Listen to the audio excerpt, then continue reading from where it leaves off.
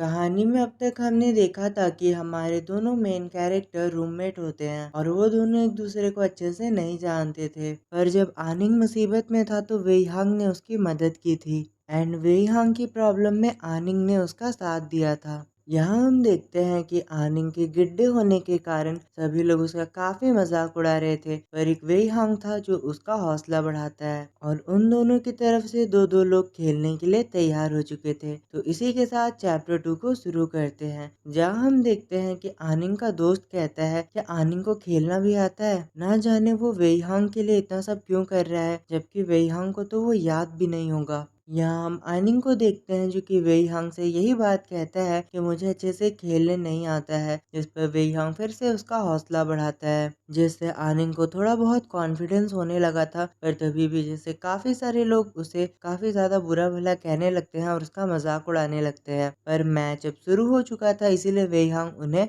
Ignore करने को कहता है और आनिंग भी सोच लेता है कि वो वेई हांग का भरोसा जीत के रहेगा। यहाँ हम मैच में देखते हैं कि वेई हांग सच में काफी अच्छा प्लेयर होता है, जो कि काफी आसानी से गोल पे गोल किए जा रहा था। यहाँ एक शॉट में हम देखते हैं कि वेई हांग ने काफी ऊंची छलांग लगाकर एक काफी अच्छा शॉट किया होता है, जिससे वहां पर जो दूसरा लड़का आया होता है वो काफी ज्यादा गुस्सा हो जाता है। लेई जुन को हम जलते हुए देखते हैं। यहाँ वेई हांग की टीम तो काफी ज्यादा खुश होती है। आनिंग भी काफी अच्छे से खेल रहा था। जहाँ हम देखते हैं आनिंग को इतना ध्यान देते हुए देखकर उस दूसरे लड़के को जलन होने लगती है और वो तुरंत ही अपनी कोहनी से उसके ऊपर हमला कर देता है, जिससे आनिंग को काफी जोरदार चोट लगती है और वो गिरने लगता है। जहाँ वेई हांग इसका बदला लेते हुए उस लड़के को धक्का देता है और उसे भी गिरा देता है और गोल कर देता है, पर इससे आनिंग को भी चोट लग गई थी। यहाँ सभी लोग वेई हांग की तारीफ कर रहे होते हैं, पर जो आनिंग होता है वो जमीन पे पड़ा अपने चश्मे खोज रहा होता है जो कि टूट चुकी थी। यहाँ वेई हांग उसके लिए उसका चश्मा उठाता है और उसके पास लाकर कहता है, क्या तुम ठीक हो? यहाँ आनिंग उसे कहता है मैं ठीक हूँ और उसे शुक्रिया भी कहता है और कहता है कि तुमने काफी अच्छा खेला।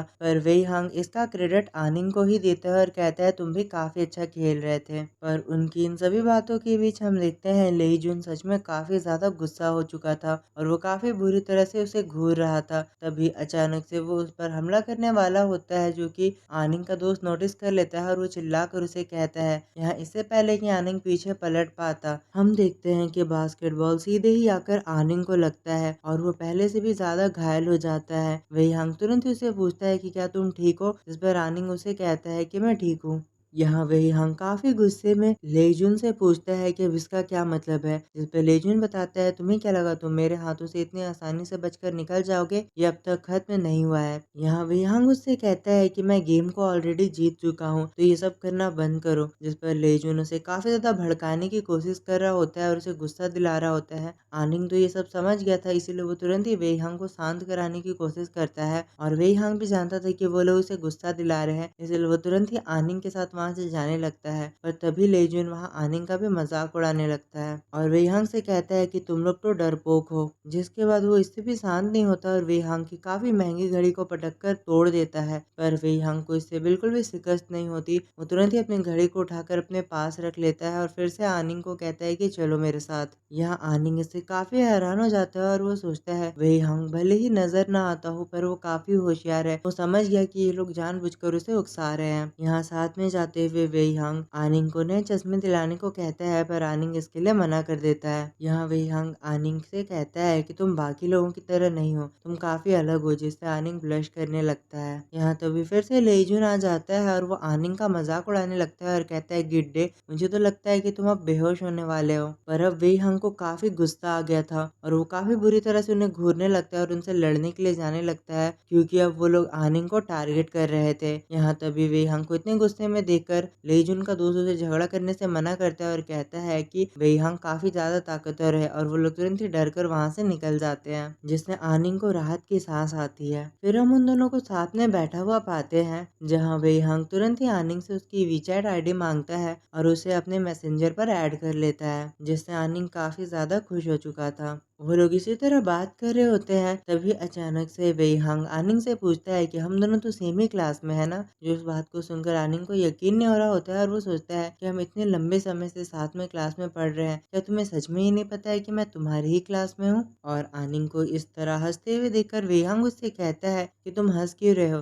जिसमें आनिंग कहता है कुछ भी नहीं, वैसे तुम क्या आज रात को लौट कर अपने डॉर्म जाने वाले हो? हम दोनों सेम ही बिल्डिंग में रहते हैं, तो अगर तुम वहाँ आओगे तो हम दोनों मिल सकते हैं। जिसके लिए वेई हांग भी मान जाता है और आनिंग को हम स्माइल करते हुए देखते हैं और वो समझ जाता है कि वेई हांग को बिल्कुल भी याद नहीं है कि वही उसका रूममेट है। फिर वो दोनों वहाँ से जाने वाले होते हैं, तभी आनिंग वेई हांग से कहता है कि मुझे माफ करना, मैं अच्छे से नहीं खेल पाया। जहाँ वेई हांग उससे कहता है अच्छा ठीक है, मैं तुम्हें सिखा दूंगा, हम बाद में साथ में खेल सकते हैं। जिसके लिए आनिंग भी मान जाता है और फिर वो दोनों इसी तरह बातें करते हुए अपने अपने रास्ते चले जाते हैं। अगले सीन में हम आनिंग को देखते हैं जो कि अपने कमरे में आ जाता है और सोचता है कि शायद वेईहांग अब तक उसके रूम में आ चुका होगा, पर ऐसा कुछ भी नहीं हुआ होता है। कमरे को खाली पाकर आनिंग फिर से सैड हो जाता है और सोचता है कि वेईहांग आज भी नहीं आया। वो तुरंत ही अपने चश्मे को रख लेता है और एक दूसरे चश्मे को पहन लेता है और बाहर जाने लगता है। तभी उसे रास्ते में सामने से आता हुआ वेईहांग दिखता है, जिससे वो काफी हैरान हो जाता है। यहाँ हम वेईहांग को देखते हैं जो कि सामने चला जा रहा होता है और उन दोनों की मुलाकात सीढ़ियों पर हो जाती है। आनिंग तो काफी खुश होकर उसे ग्रीट करता है। इस पर वेईहांग भी उसे कहता है कि तुम कौन से कमरे में रहते हो, मुझे बताओ, हम दोनों साथ में मिलकर हैंग आउट कर सकते हैं। जहाँ आनिंग उसे अपने कमरे की ओर इशारा करते हुए दिखाता है और कहता है मेरा इंतजार करना, और आनिंग मुस्कुराते हुए वहां से चल जाता है। वो सोचता है कि इसका रिएक्शन देखने लायक होगा जब इसे पता चलेगा कि मैं ही इसका रूममेट हूँ। यहाँ वेईहांग तो आनिंग के चश्मे की ओर नोटिस कर रहा होता है और सोचता है ये पहले की तरह क्यूट नहीं लग रहा है। फिर वेईहांग तुरंत ही अंदर जाने वाला होता है, जिसके बाद अचानक से उसे याद आता है कि उसे तो अपने कमरे का नंबर ही नहीं पता है। वो भूल चुका था कि वो किस कमरे में रहता है। यहाँ जब आनिंग लौट कर आता है तो वेईहांग को वहीं खड़ा पाता है और उसे पूछता है कि तुम यहाँ पर क्या कर रहे हो। जिस पर वेईहांग उसे कहता है कि मैं अब यहाँ से जा रहा हूँ। जिस पर आनिंग उसे थोड़ी देर रुकने के लिए कहता है और बताता है कि मैं कुछ खाने को लेकर आया हूँ। जिसके लिए वेईहांग भी मान जाता है। या फिर वो दोनों साथ में जाने लगते हैं और आनिंग सोचता है कि क्या इसे सच में नहीं पता है कि हम दोनों एक ही कमरे में रहते हैं। यहाँ वो दोनों जैसे ही अंदर आते हैं, वेईहांग सवाल करता है कि तुम्हारा रूममेट कहाँ है। जिस पर आनिंग उसकी तरफ देखता है और मासूमियत से जवाब देता है मेरा रूममेट वो तो आज पहली बार इस कमरे में आया है। और वेईहांग जैसे ही दीवार की तरफ दिखता है, उसे उसका नाम नजर आता है जो कि उसके बेड के ऊपर लिखा होता है। यहाँ वेईहांग सोचता है तो मैं ही इसका रूममेट हूँ और आनिंग उससे माफी मांगते हुए कहता है कि मुझे माफ करना, मैं तुम्हें पहले नहीं बता पाया, मुझे लगा कि तुम्हें याद होगा। यहाँ वेईहांग घूमकर कमरे में देख रहा होता है और वो रियलाइज करता है कि आनिंग ने उसकी जगह की भी सफाई कर रखी है। आनिंग काफी अच्छा होता है, उसने पूरे कमरे को काफी अच्छे से साफ कर लिया था, जबकि आधा कमरा वेईहांग का था, जिससे वेईहांग काफी खुश हो जाता है। अब थोड़ी देर में हम देखते हैं कि वेईहांग आनिंग को कुछ पैसे भेजता है। जैसे आनिंग उसे कहता है कि तुम मुझे इतने पैसे क्यों भेज रहे हो,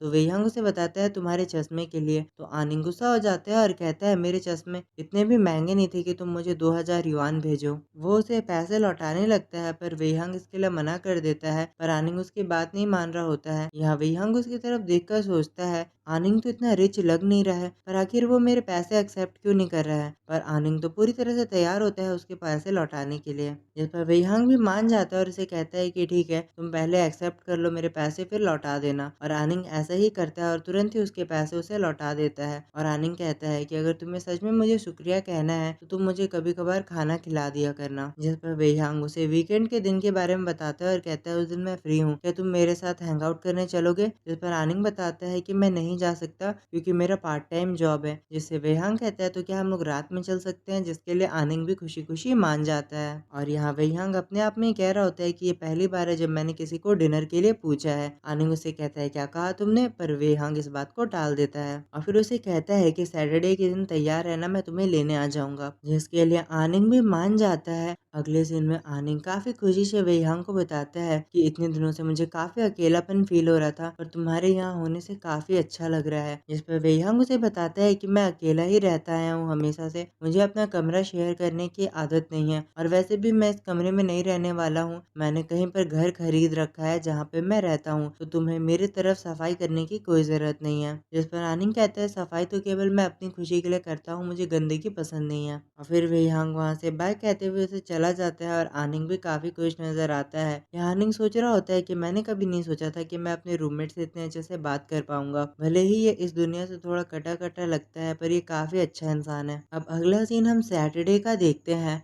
जहाँ आनिंग अपने पार्ट टाइम जॉब पर होता है, तभी वो एक लड़की को नोटिस करता है जिसकी तबीयत खराब हो चुकी थी। यहाँ आनिंग काफी घबरा कर अपने कोवर्कर से बात करने लगता है, जिस पर वो बताती है कि उसके पेट में दर्द हो रहा है। आनिंग तुरंत ही मैनेजर को वहाँ बुलाता है, जो कि उस लड़की को बताता है कि शायद तुम्हें अपेंडिक्स हो सकता है, और वो तुरंत ही आनिंग को उसे हॉस्पिटल ले जाने के लिए कहता है। अगले सीन में आनिंग उस लड़की को हॉस्पिटल लेकर जा रहा होता है और वो काफी घबराया हुआ होता है। यहाँ उस लड़की को हॉस्पिटल में हम देखते हैं, यहाँ आनिंग उस लड़की को हॉस्पिटल में एडमिट कर देता है, पर इसमें उसके काफी सारे पैसे खर्च हो जाते हैं और बेचारे के पास अब फूटी कौड़ी नहीं बचती। वो सोचता है चलो अच्छा है मुझे कुछ दिनों में मेरी पेमेंट, फिर वो सोच रहा होता है कि चलो अच्छा है कुछ दिनों में मुझे मेरी सैलरी मिल जाएगी, तो मैं कुछ दिनों का खाना बन तो मेरे कुछ दिनों के खाने का इंतजाम हो जाएगा। यहाँ फिर आनिंग वहाँ बैठकर उस लड़की के बॉयफ्रेंड का इंतजार कर रहा होता है, जो कि यहाँ आ जाएगा तो आनिंग यहाँ से जा सकता है, और साथ ही वो वेई हांग को भी इसके बारे में मैसेज कर देता है कि वो आज नहीं आ पाएगा क्योंकि उसे एक कलीग को लेकर हॉस्पिटल आना पड़ा है। यहाँ वेई हांग भी उसे कह देता है कि कोई बात नहीं, हम दोबारा कभी मिल लेंगे, और वेई हांग रेस्टोरेंट की बुकिंग कैंसिल कर देता है। यहाँ आनिंग सोच रहा होता है कि कहीं वेई हांग मुझसे नाराज ना हो जाए। यहाँ फिर हम आनिंग को देखते हैं, जो कि वेई हांग को उसके बचे कुछ पैसे भी लौटा देता है, जिसपे वेई हांग हैरान होते हुए सोचता है कि ये लड़का शांति से पैसे रख क्यों नहीं लेता। जिसके बाद फिर हम आनिंग को देखते हैं, वहाँ उस लड़की का बॉयफ्रेंड आ चुका होता है, और आनिंग तुरंत ही उसे ऑपरेशन और अपेंडिक्स के बारे में बता देता है, जिससे वो लड़का काफी घबरा जाता है और कहता है इसमें तो काफी पैसे लगे होंगे ना, और वो तुरंत ही इसके लिए आनिंग का शुक्रिया अदा करता है और उसे बताता है कि वो बहुत ही जल्दी उसके पैसे लौटा देगा। जिस पर आनिंग उसे कहता है ठीक है तुम्हारा जब मन हो। जिस पर आनिंग भी तुरंत ही मान जाता है, पर बेचारे आनिंग के पास अब खाने के लिए भी पैसे नहीं बचे होते हैं, और वो सोचता है कि मुझे एक और जॉब करना पड़ेगा, बिना और काम किए तो मैं भूखा मर जाऊंगा। और वो तुरंत ही एक इंसान को कॉल करके कहता है कि आपको किसी ट्यूटर की जरूरत है, मैं आपके बच्चे को पढ़ाने के लिए तैयार हूँ। यहाँ वो जॉब ढूंढने की कोशिश कर रहा होता है और लकीली उसे एक जॉब मिल भी जाती है। यहाँ एक लेडी ने उसे अपने बेटे को पढ़ाने के लिए हायर किया था, पर आनिंग जैसे ही उस लेडी के घर का एड्रेस देखता है वो काफी हैरान हो जाता है, क्योंकि उस जगह में तो केवल काफी बड़े सेलिब्रिटी और बहुत ही अमीर लोग रहते थे।